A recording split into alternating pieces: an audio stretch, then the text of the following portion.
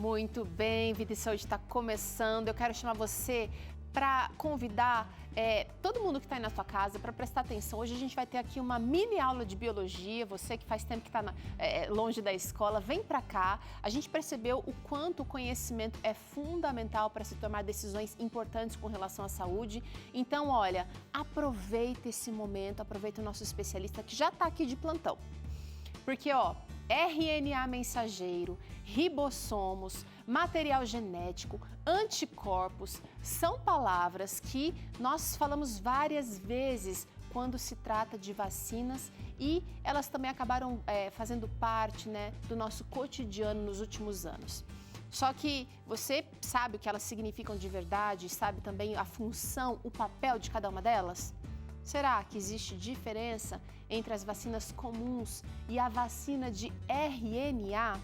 Essa é a grande pergunta de hoje e nós queremos entender esse assunto, tirar dúvidas. Para isso a gente convidou para estar com a gente o Dr. Tiago Alves, que é geneticista.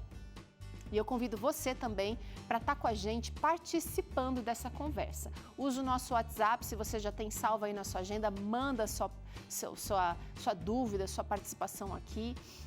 Você também pode usar o QR Code aqui na tela e pode digitar o nosso contato aí também, que é 12982660004. Estou esperando a sua participação para trazer aqui na nossa tela, tá?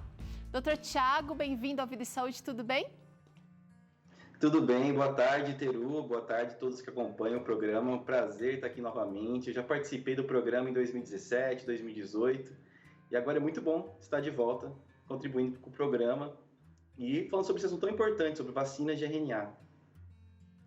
Importante, atual, eu estava pensando aqui com a nossa produtora de hoje, a Tamires, como é importante a gente conhecer o mecanismo, entender as implicações, as dificuldades, as vantagens, para que a gente possa tomar decisões sérias e certas com relação à nossa saúde, Agora, a gente fez muita confusão, a gente que é leigo, doutor, sobre as vacinas.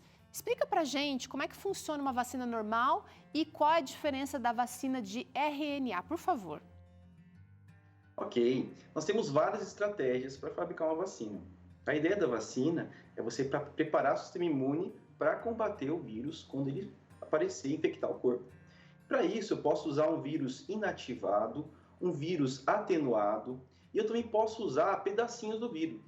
Eu posso usar uma proteína, por exemplo, um segmento. O meu sistema imune reconhecer aquele segmento e quando o vírus infectar o corpo, ele está pronto para combater o vírus. A ideia do RNA, da vacina de RNA, é você fornecer informação para o seu próprio organismo produzir essa proteína que vai imunizar o seu sistema e preparar o sistema imune para combater o vírus. O RNA é como se fosse uma receita, a vacina de RNA, nós estamos no programa de receita, então imagine uma receitinha.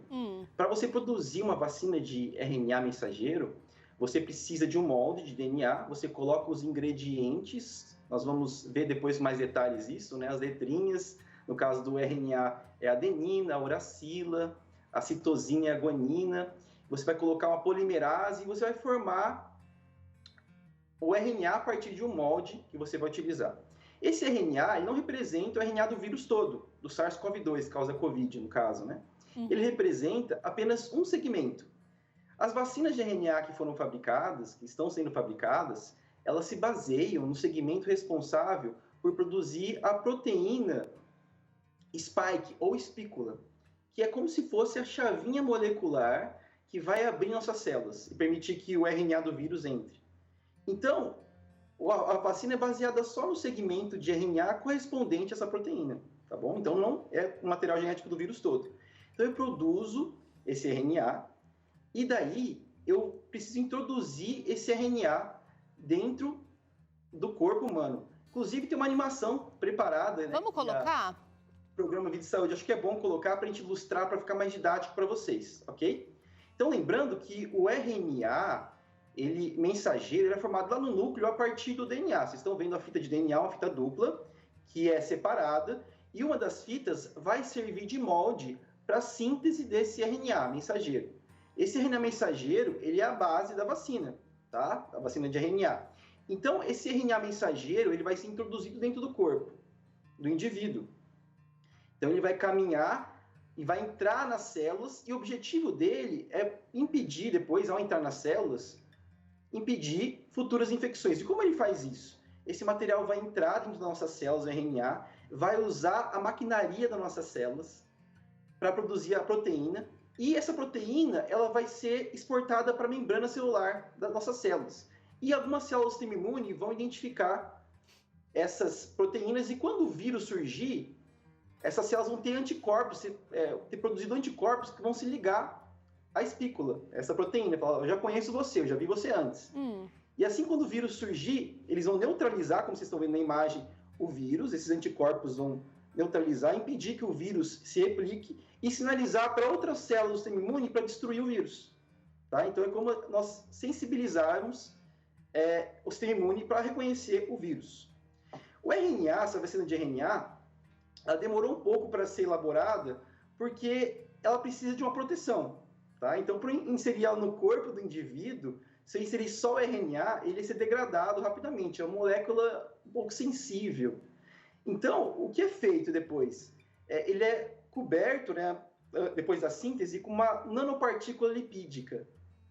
Então, Peraí, que tá ficando difícil a coisa, você vai me ajudar. Então, a gente não pode... Eu estou entendendo o seguinte, não o mecanismo de vacina é diferente, mas o resultado é o mesmo. Eu quero que o meu corpo, ele consiga dar conta, estou aqui com o vírus, quero até mostrar aqui agora, eu quero que ele tenha, assim, uma sensibilidade para aquele vírus e ele possa se proteger, é isso que eu quero. Mas você está me dizendo que o RNA, ele entra dentro da célula, essa célula boa do nosso organismo, ela vai produzir uma proteína, então, para identificar esse vírus e vai atacar esse vírus, é isso? Ela vai, inclusive, sinalizar que aquele vírus é um entrão e que as células de combate devem atacar aquele vírus, é isso? Mais ou menos. Isso mesmo, Peru, mais ou menos. Até tem uma imagem bem interessante para colocar os anticorpos se ligando aí. É isso mesmo. No final das contas, o resultado vai ser o mesmo. A ideia é que, da vacina de RNA, que eu forneça a instrução, a receitinha para nossas próprias células produzirem a proteína.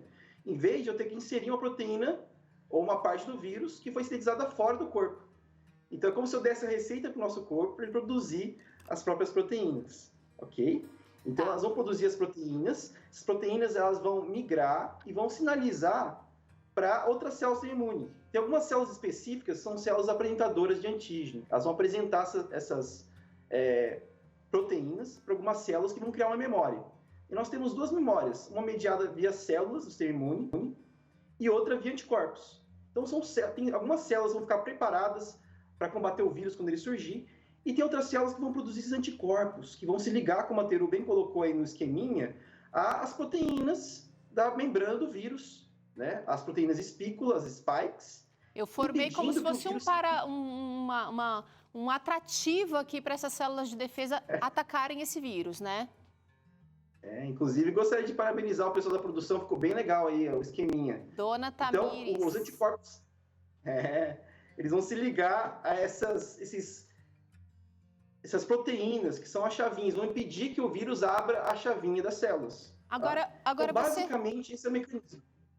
Agora, você estava contando para a gente como fazer isso acontecer não é assim tão simples como o que a gente viu na animação. Você precisa de uma tecnologia para proteger esse RNA mensageiro no nosso corpo para que ele não se degrade. Porque qualquer coisa que a gente coloca no nosso corpo, doutor, vai ser enfrentado ou atacado, teoricamente, né? Como um agressor e aí o corpo tenta eliminar. Nesse caso, a tecnologia acabou revestindo ou protegendo esse RNA para que ele cumprisse o seu papel. Mas eu quero avançar um pouquinho, porque é o seguinte, existem outras situações que a gente precisa levar em conta. Quais são os experimentos, né, que foram feitos com RNA? Tem segurança? A gente já avançou do que a gente tinha há 2 anos atrás, por exemplo, para enfrentar o coronavírus? Então, nós avançamos muito. E, na verdade, a tecnologia de RNA ela já estava pronta para ser produzida. Aqui, a situação da pandemia de Covid-19 trouxe uma situação ideal para aplicação agora dessas vacinas em larga escala. Mas só trazendo um pouco do histórico, né? Porque sempre surge essa pergunta: olha, as vacinas são experimentais, né? Eu estou sendo uma cobaia de RNA. Então, é compreensível, porque nós temos um vírus, de certa forma, com um surgimento um tanto misterioso, nós temos a aplicação agora de vacinas de RNA pela primeira vez, isso causa insegurança e um terreno muito fértil para teorias da conspiração. Então, vamos esclarecer esse ponto aqui do RNA, tá? A molécula de RNA ela foi descoberta na década de 60.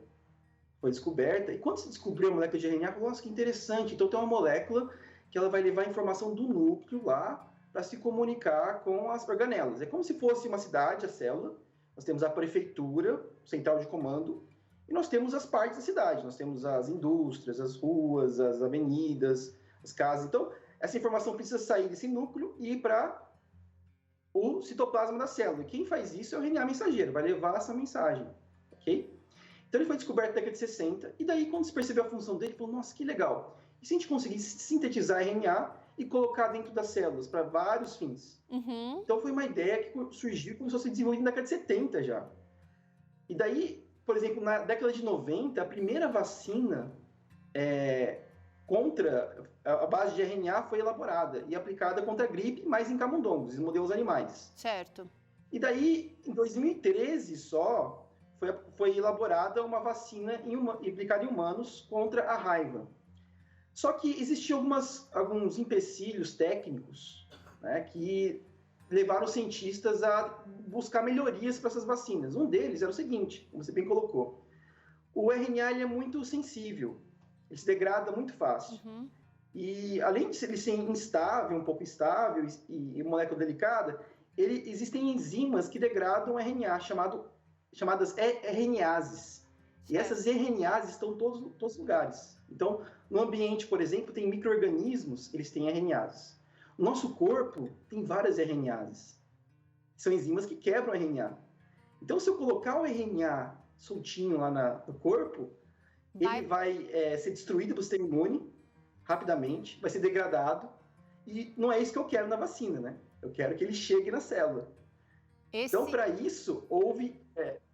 Pode falar. Não, é um universo maravilhoso, porque você está falando de algo tão complexo, né, e tão bem assim arquitetado, e a gente nem consegue sequer ver, mas os estudos estão avançando e a gente precisa, esse momento aqui do Vida e Saúde é importante para você compreender o que está por trás de uma vacina, além dos interesses que você pode julgar aí, que são interesses comerciais, políticos e por aí vai. Chegou uma interação aqui, doutor Tiago, que eu quero trazer na tela do Vida e Saúde. Nosso telespectador está falando com a gente, o Roberto, lá de Olímpia. Ele está parabenizando aqui a gente pelo excelente programa. Vacinas salvam vidas, ele diz. Esse programa está uma verdadeira aula de ciência e biologia. Eu estava com saudade, minha professora Lani, professora Teté, lembrei aqui das duas com saudade. E agora o professor Tiago dando aqui uma super aula. Doutor, além da limitação da fragilidade do RNA, também agora se percebeu que se precisava de uma capacidade de armazenamento mais assim, robusta, né? Refrigeração. Isso, né? Então, foi um dos limitantes da utilização dessa vacina, foi a necessidade de ela ser refrigerada, algumas a menos 70, então necessitava de freezers especiais. Mas de onde vem essa necessidade de armazenamento em temperaturas tão frias? Tá? Para vocês entenderem, eu já falei que o RNA é uma molécula delicada, é uma molécula que se degrada facilmente das RNases. Então, para uma analogia aqui, eu vou usar um exemplo que não é muito saudável, mas é só uma analogia, tá? Não é uma apologia aqui. Vamos comparar o DNA com chocolate, tá? Imagina uma barra de chocolate. Tá. É o RNA. Uma barra de chocolate, ela se derrete facilmente. Derrete? Da mesma forma, o RNA, ele pode se derreter facilmente. Então, eu tenho que evitar que esse RNA se perca a conformação dele, ok? Então, para isso, existem várias estratégias. Uma dessas que eu estava citando, que foi feita na vacina, é cobrir esse RNA com uma partícula lipídica de gordura para proteger ele. É como, por exemplo, uma comparação que estou usando aqui, vocês cobrisse o chocolate com uma camada de doce, como um M&M, por exemplo. Certo. Um M&M que vai evitar que esse chocolate derreta, vai proteger ele mais. Ok? Então, esse é um tipo de proteção para evitar que ele se degrade. Mas onde entra a temperatura, né? Que é a pergunta feita pela Teru. O RNA, ele se degrada facilmente e esses processos degenerativos, eles são desacelerados quando diminui a temperatura. Quanto mais baixa a temperatura, menor a degradação. A gente vê isso, é o mesmo princípio de você congelar alimentos, por exemplo, né? Entendi. Evita a degradação deles. Além disso, temperaturas baixas, elas também impedem a ação das RNases, que elas estão presentes em todos os lugares, enzimas. Olha que Então, a RNase não consegue degradar o RNA e ele tem uma vida mais longa, tá? Então, esse é um dos fatores porque as temperaturas estão baixas.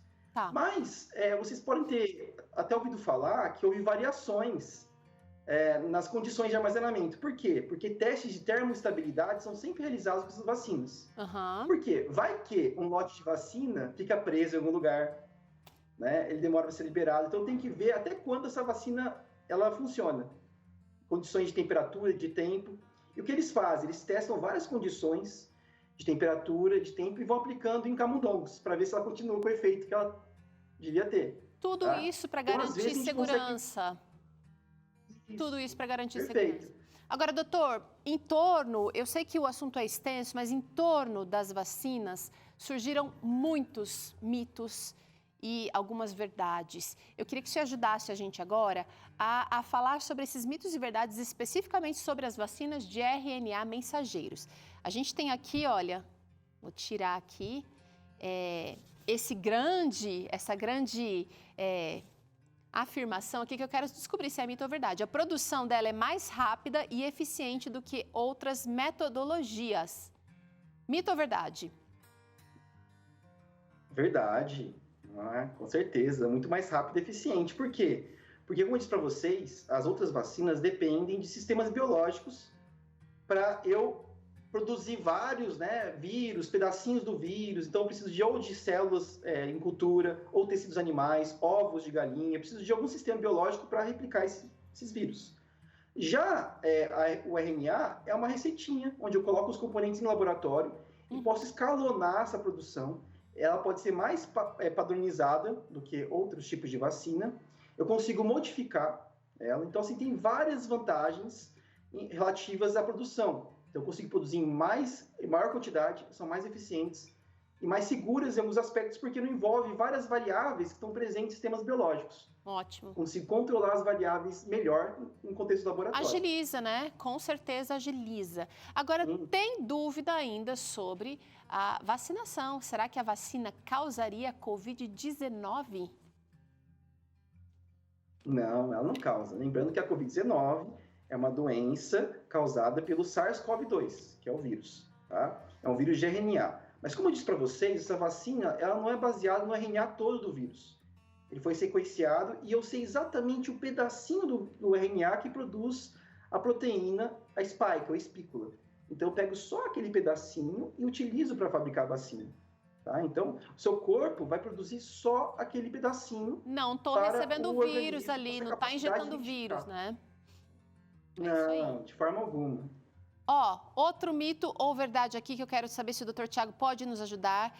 A vacina de RNA mensageiro, ela é mais facilmente modificada para combater novas variantes? Sim, é muito mais fácil adaptar essas vacinas para novas variantes. Isso é uma preocupação, né? Porque vocês ouviram durante a pandemia várias variantes que foram surgindo, mutações em vários lugares. Por quê? Porque é uma pandemia global, nunca a gente viu algo nessa magnitude e várias variantes iam surgir naturalmente. Então, como o RNA, essa vacina de RNA, ela é baseada no molde, no qual eu consigo produzir vários RNAs, eu consigo modificar esse molde rapidamente. Consigo adaptar ele às diversas variantes que eventualmente venham a surgir. Então, ele é mais eficiente nesse sentido. Então, é verdade, não é mito, não. Super interessante, gente. Olha aqui essa outra. Elas são mais seguras e eficientes? Ou são seguras e eficientes? Essa foi a grande questão com relação às vacinas que foram feitas para a Covid-19. Por quê? Porque a gente teve pouco tempo, doutor. Agora, por tudo que o senhor explicou aqui, eu acho que a gente pode dizer que é verdade. São seguras e eficientes.